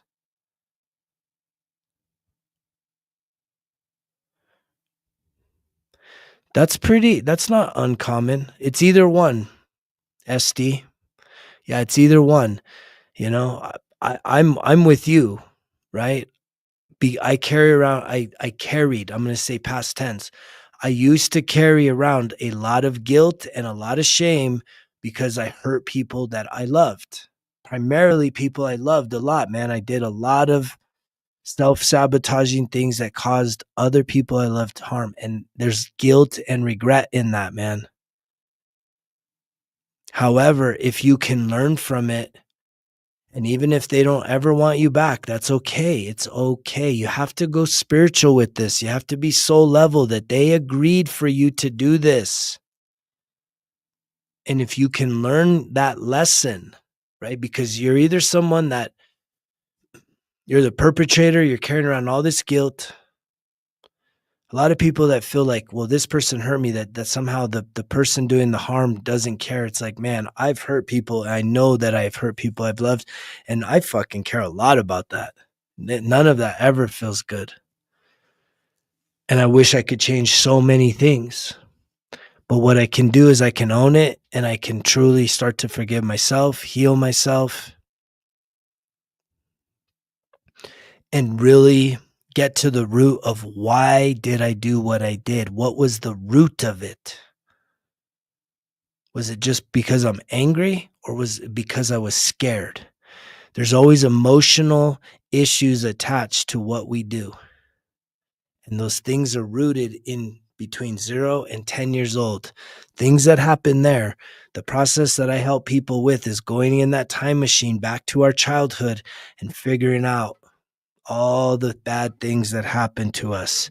Because I can guarantee you those things are showing up in your life right now.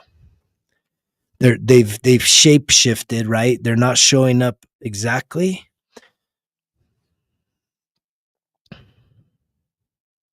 Well, you can, yeah, you probably are way ahead of my thinking, man.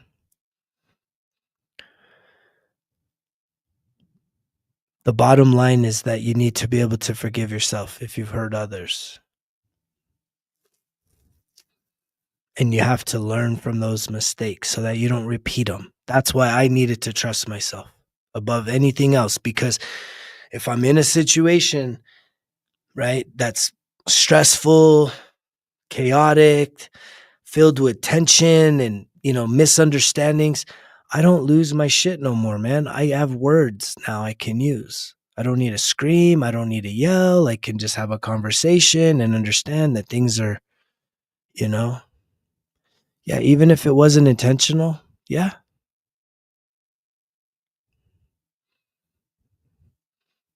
You have to realize that everything that's happened to you happened for you. If you can wrap your head around that, well, and then most people are like, well, for what? Again, that's when it becomes the spiritual conversation. It's for your spiritual awakening. These pain points throughout your life is for spiritual awakening. It's not we get so attached to the physical body. We get so attached, man, and the physical is literally disposable. It's so disposable because it's temporary. But your soul is eternal. The spirit inside of you, that soul inside of you is eternal. But when you have all this pain and things that you experienced, you latch on to the physical and you identify in a victim mindset, and then you feel trapped and you're wondering why you're stuck. You need to release and process through all of those emotional wounds.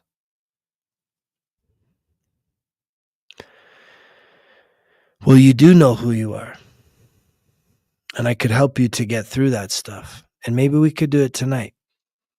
I think we should do a visualization exercise.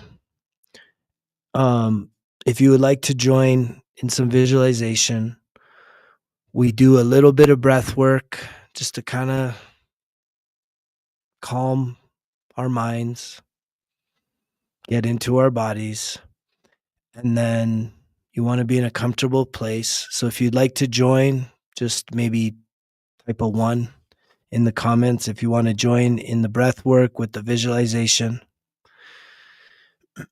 Which in the visualization, what we're going to do is to connect with our inner child. We're going to get a message from your inner child. Your inner child has something that they want to share with you tonight. That little child inside of you, right, as it's 10:44 here, has a message for you. There's something that you need to hear. And it may not be easy to hear, but it's good to hear these things. It's good to just start to re-identify that voice, that energy is within you still. There's a little child inside of you. She already told you. Good. Maybe she has something more to say. There may be even be another special message there. So if you would like to do the breath work, I'm going to start on that now.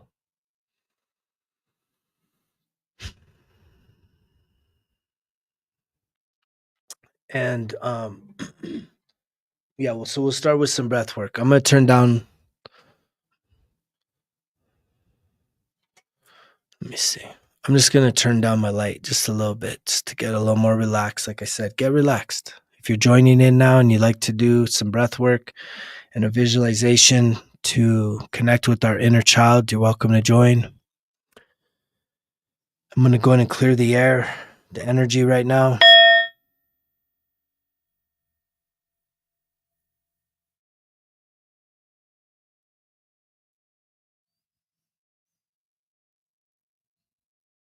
And let's just go ahead and begin with taking in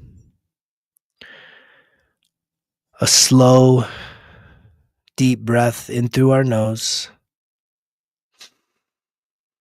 Take in as deep as you can, and then I want you to hold. 5, 4, 3, 2, 1. Exhale. And I want you to let out all the air that you have in your lungs. Let everything out so that you instantly then have to take in another deep breath in through your nose. So once you've exhaled, let's go ahead and take in another deep breath in through your nose. When you get it all in there, I want you to hold. 5, 4, 3, 2, 1. Exhale through your mouth. Let out any worries, any anger, any fear, any pain, any sadness. Just let everything out. And as you exhale all that breath, go ahead and take in another deep breath in through your nose and hold. 10, 9, 8, 7, 6. Just relax. 4, 3, 2, 1. Exhale. Let out all that stress, all the worries, all the doubts, all the fear. Just allow yourself to just settle into this moment, just knowing that you're not here by accident. This is true divine alignment. You're here for this reason. Go ahead and just start to connect with your breath in through your nose and out through your mouth. You might want to let your eyes close down. Just allow yourself to relax in this moment. Just continue focusing in on your breath in through your nose, out through your mouth. Your only job right now is to focus on your breathing. Maybe mentally just ask your mind to take a small break to just focus on the breath in through your nose, out through your mouth.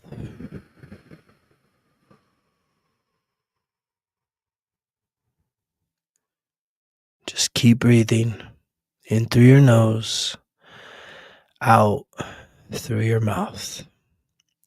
If your eyes aren't closed yet, I want you to go ahead and allow your eyes to close. Continue focusing on your breath. And I want you to picture yourself sitting on a park bench on a beautiful, warm, sunny day. There's trees all around you.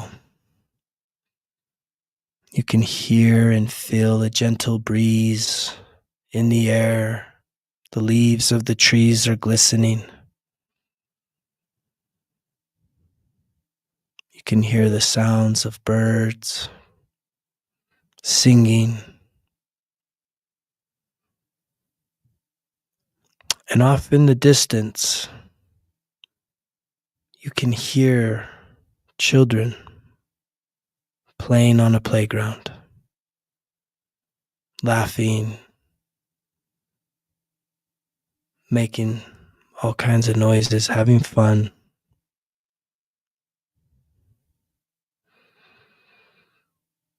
And as you're sitting there on the bench, one of the children comes running towards you. And as you look up, you recognize this child. It's your inner self. It's your inner child. A younger version of you. The child has a big smile and is so excited to see you. You notice the summer clothes that they're wearing as they depart from the playground. And in that moment, you stand up and they run and jump into your arms to give you a big hug. They're so excited to see you that you come to see them playing in their favorite place.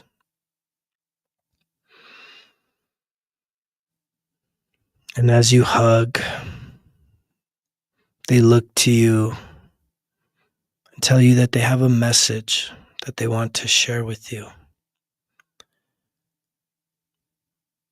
And as you're holding them in your arms, you tell them, of course, I would love to hear the message you have for me. And they begin to speak. I want you to receive the message that your inner child has to share with you in this moment. Receive the message now.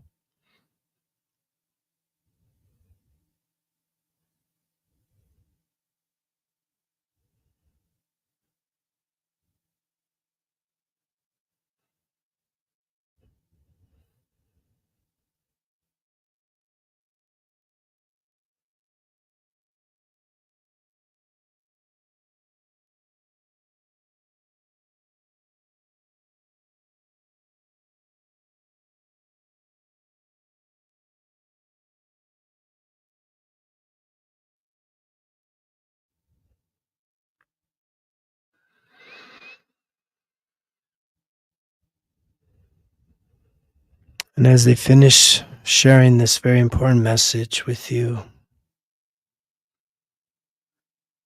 you receive it in love. You're so thankful for this visit. You give them a final big hug. They give you a kiss on your cheek. You set them down and they look to you. And they tell you that you're welcome to come and visit anytime. That they miss you. They love you. And they'll see you soon. And they go running off back to the playground to play. And as you're standing there on this warm, sunny day, you can feel the warmth of the sun radiating on your face and your head. And you look over to one of the trees nearby. And on the tree, there's a piece of paper nailed to the tree. And it catches your attention. And you can see that there's something written on this piece of paper. And so you walk over to the tree to see what the message is. You realize that this is a message for you because at the top of the paper has your name. And you walk over, you pull the piece of paper off of the tree and you're holding it in your hands. And I want you to read the message that's been put here from your higher self. Read the message now.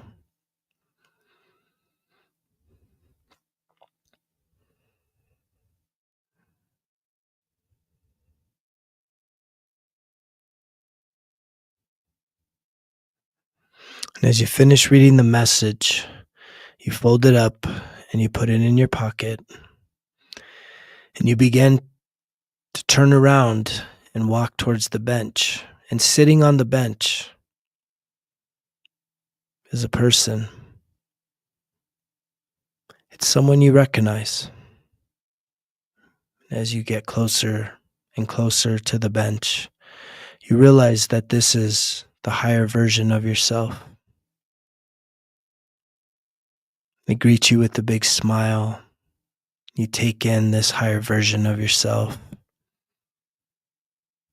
It's like looking in the mirror, but looking into the future, the potential of everything going better than you could ever imagine. And your higher self stands up and you greet each other with a hug. And they look to you and they say that they're so proud of you for being here today, for making the time to be here and now in this moment. And that they have a very timely message to share with you. And you tell them that you would love to hear the message. Receive the message from your higher self now.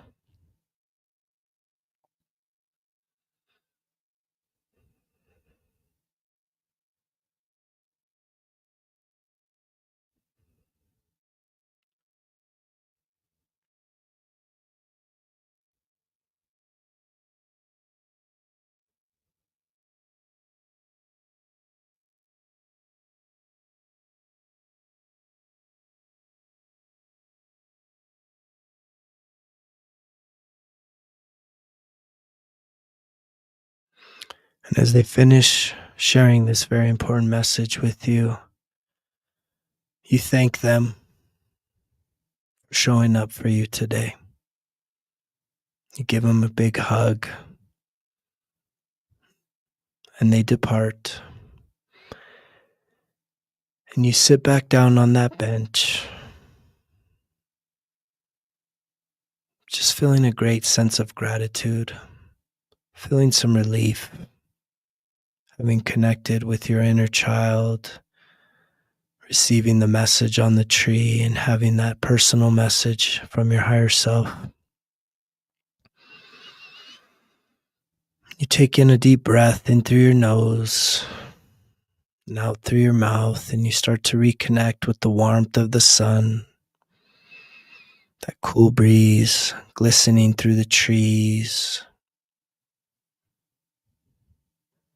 and hearing the bird song in such abundance in this space. And you just give yourself thanks. Maybe you want to put your hands on your heart center and just really send yourself some love for being here. Send yourself some gratitude for this moment, this very divine moment in your life, a transformational point. And on the count of 5, we're going to just start getting back into our bodies. We're feeling the warmth of the sun radiating on our face. Maybe you're looking to your third eye between your eyebrows. You're feeling that warmth spread from your face to your head, to your neck, throughout your arms and your chest, throughout your stomach, your hips and your groin, your legs, your knees, your shins, your ankles, your arms, your feet, and your hands. 5, 4, 3, 2, 1. Go ahead and open up your eyes. If you need to, you can stretch.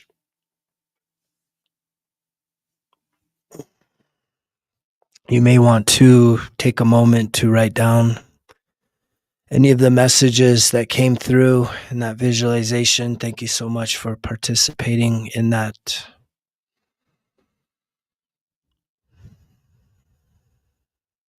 I hope that you received what you needed. I hope that you joining here tonight gives you hope for your future and knowing that your future is now. That if you want something new, it starts with you. You don't have to do it alone. There's a very supportive community growing each and every day at Results Kill Excuses. However, you have to be willing to do the work on your own. No one can do the work for you. No one can eat the healthy food for you. No one can have the courage to go back into your past and to have an inventory of all the people that have hurt you and all the people that you've hurt and all the experiences you've had, good and bad, and to really get to a place of acceptance and fully accepting that it's okay. It was all meant to be. It's perfect. It's perfect the way it is. Namaste. Thank you so much, love. Everything is perfect. We're so hard on ourselves that somehow it needed to be this and that and that and this and this and that. And we beat ourselves down as opposed to just realizing nothing needs to change from the past. The change is now. It's now. And the things that happen from the past should inspire you to want to grow, to want to heal, to want to set yourself free. You're an eagle and you're in a cage and you're meant to be flying, free, soaring. But yet you're sitting in this cage and it's not even locked. All you gotta do is brush open the door. Find the courage to step out and to realize that your wings are more powerful than ever.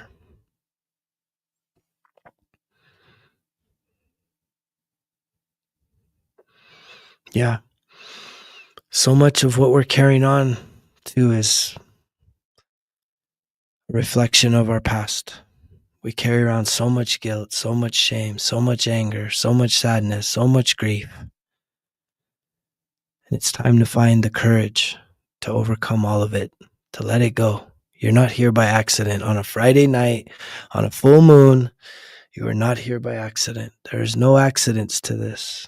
If you are here, it is because there is something so incredible in you. Happy birthday. Your time is now. And we hear this all the time, but it's like, it is now. It is now. But do you want it to be now? Are you ready for it to be now? How are you going to show yourself that now is really the time? What can you do to take action, to start shifting how you're showing up in this world? If you ask me, if you haven't done it already, you should download the Results Kill Excuses app. It's free, right? There's over a month. If you were saying, you know what, I'm willing to invest an hour a day in working on my self-discovery, the Results Kill Excuses app has 5 weeks worth of self-discovery work with videos, printable worksheets. It doesn't cost you anything except for your time and your attention and your devotion and commitment to facing yourself. What could be better than that? I don't know. I'm sure you can come up with thousands of things that you think is better than that, but none of those things are actually going to get you to where you belong. It's not even where you want to be. You're supposed to be the best version of yourself. You're supposed to be free. You're supposed to be filled with love, joy, and peace. And to overcome and to shed all the fear and the anger and the sadness, all of that, shed it. It's just weight that you're carrying around that does not serve you. So you could start at the app, or you could step up a whole nother level. The 1% Better Everyday Journal, 91 days of positivity, of keeping track of your receipts. When I say receipts, it's like, what are the things you're doing good? What can you do better? What matters today? Setting some monthly goals, some weekly goals, and then going through a whole entire course from self-sabotage to self-mastery to really start understanding this process at a bigger level with video lessons from me teaching you about boundaries and self-sabotage and self-improvement, self-care, incredible value. But are you ready to invest in yourself? Time. It's not money. You waste money all the time. It's your time. You waste your time. You waste your money. And most people have nothing to show other than a headache, a hangover, health problems, wasted time. When are you willing to actually start making sure that whatever you are investing in, whether it's your time or your resources, your talents, that you're getting a return from those things? I highly encourage you to make that time now. Check out the shop. Click on that link down below.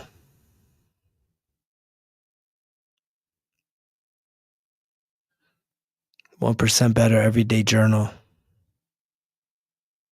Right. That's what I will be doing. When I was getting started on this program, man, I would have done anything to have this guy showing up for me back then. But here's the beautiful thing.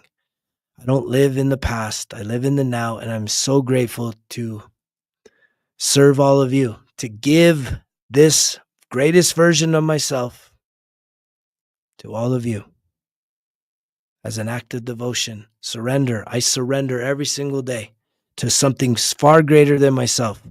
And that thing keeps telling me that I need to show up, speak this message, which is unrehearsed. It's just coming from flow. It's coming from my heart. And I keep showing up. Whether you show up or not, that's up to you. But I'm here and I ain't going nowhere. I'm going to run it hard. It's my birthday right now. When I say my birthday, it's 11/7 Mountain Standard Time. And so I love when I see that. That brings me joy. Having you here tonight brought me joy. Thank you for sharing this time with me. My plan is to create a consistency to get on here, doing lives, creating this environment where we can connect with each other, learn from each other, right? And ultimately heal. To do what? When you heal yourself, you make the world a better place. That seems kind of far, right? It seems like a stretch. It's not a stretch. You healing yourself is you healing the world. If you think you holding up a sign and, banging pots and pans, complaining about situations in this world, near or far, that doesn't make this world a better place. You healing yourself, shifting your energy from a victim to being victorious, that's what heals yourself. That's what makes this world a better place. Guaranteed. Guaranteed.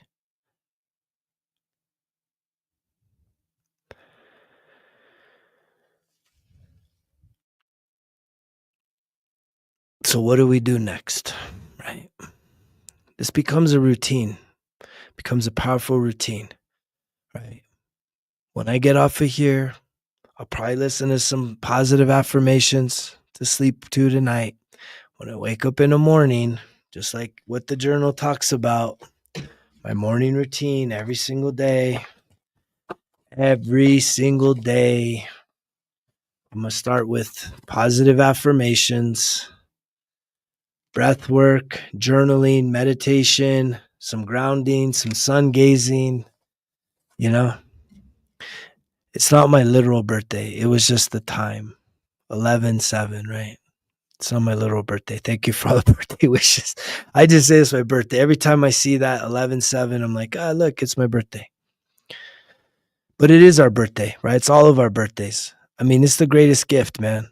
It's the greatest gift. It's life. I mean, how many of you, be honest with yourself, how many of you wake up and it's like it's not a big deal? You're waking up and you're stressed out. You're like, like it's an accident. Like you wish you didn't have to wake up. And it's like, what? You get to wake up. You have life. Celebrate that life. Celebrate life. It's the greatest gift. And when you renew that gift every moment of every day, you're in the present. That's why that's called the present. The present moment, the now, is a gift. You got life. And so tomorrow, maybe set a reminder and allow yourself to start with some positive morning affirmations. You don't even got to listen to these. Just if you do a coffee thing or you want to write down some thoughts from tonight, right? You want to look up a breathwork exercise, online. Like, that morning routine matters. A lot of people try and write, the morning routine. It's like with intention, it's powerful. Positive affirmations every morning, first thing. You don't even got to listen to them as long as you're just playing that. Just play them. It's hard to listen to this stuff, right? It's actually hard to listen to these things. If you're so negative,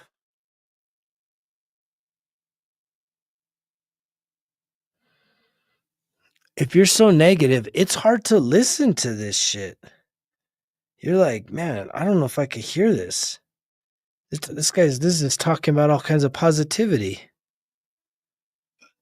If you want some recommendations for positive affirmations, send me a message. Tell me a little bit about yourself. I'll send you some, like, I wake up every morning listening to stuff in the background. Listen.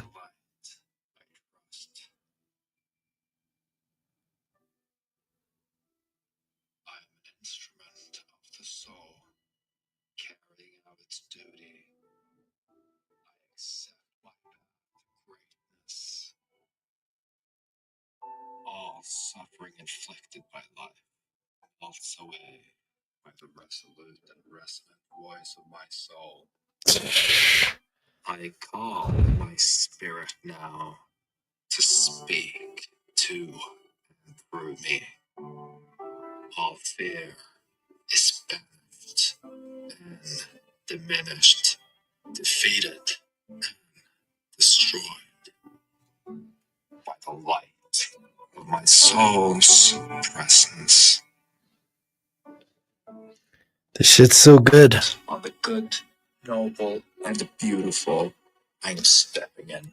You caught that, right? All fear is destroyed. Like, I mean, just when you just have that playing in your background versus some jam music or whatever the hell else you're listening to, man, if every day, like the first 2 hours of your day should be positive affirmations playing, right? It could be abundance affirmations. It could be health positive affirmations. Just play some positive affirmations that will set you up, and do it for, like, try it for 30 days. Tell me you're not a different person. Tell me that all the negativity and the things that you think have you so overwhelmed that those things don't start to fade away, that they're not destroyed with positivity. That's the thing about negativity. Negative energy, negative thoughts, they need you to continue feeding them for them to survive. Did you hear that? Negative thoughts, negative energy needs you to continue feeding it for it to survive. If you cut it off and start thinking positive, that shit dies. It starves. It does get destroyed. It does just melt away. But it doesn't go out without a fight. It wants to continue to feed off of you because it wants to have life just like everything else. It's like, man, I want to exist in this person's body. All the negativity. But when you start to say, man, we're done with that shit. We're spring cleaning. We're doing positive affirmations. And even you check your thoughts throughout the day. And so it's like, I start the morning, but if a mood shifts or something happens for lunch or just midday, afternoon, get it back. Play it again. These are powerful tools that everyone listening here should be incorporating into your daily life. Disconnect from the noise.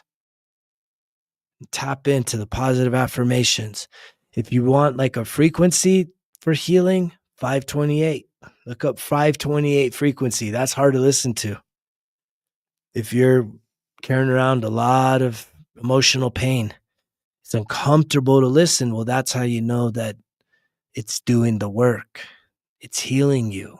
Just listening to this, just having that frequency present is bringing about healing. With that being said, I'm going to sign off here. I'm grateful to have gotten on here. I'm grateful to have the freedom to be on here, to speak to all you beautiful people and share this message. Thank you so much for your time. I wish you nothing but the best. I send you love, light, joy, and peace. Please give yourself the ability to get some sweet dreams. Thank you for that love. Everyone sleep well. Write down a list of things, right? The homework was writing a list of things you want to release, writing a list of everyone that's ever hurt you, writing a list of everyone you've ever hurt. And on the next one, which will probably be tomorrow, I'll probably get on here tomorrow. I'm going to do a little road trip. I'm going to go to Colorado, jump in some hot water, some cold water, maybe do some snowshoeing. But I have a plan to get on here tomorrow evening. We'll see. And so with that being said, thank you so much. I love everyone that joined in here. If you haven't yet, subscribe to the channel, share the message, right? Reach out to me if you ever have any questions, need some support, would like to discuss one-on-one coaching, right? We got lots of things going here. Download the app, get some merch, one-on-one coaching. All of these things support me getting back on here, me showing up. And with that, I'm eternally grateful. So thank you for all your support, everyone. I hope you have a wonderful rest of your evening, because you know the drill. Results kill excuses, because if it was easy, it won't be worth it. Greg's out.